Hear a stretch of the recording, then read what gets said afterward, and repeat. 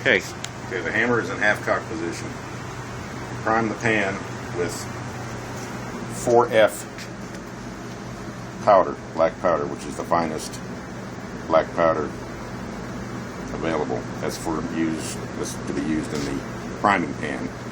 You close the frizzen. Cock the hammer. This particular model has a set trigger. This is the set. Now it's in the ready position. The front trigger is a hair trigger. It just, an extremely light touch will set it off.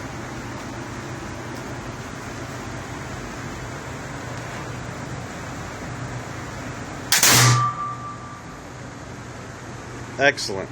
Excellent. That was amazing. And down the range. Perfect. Lots of smoke.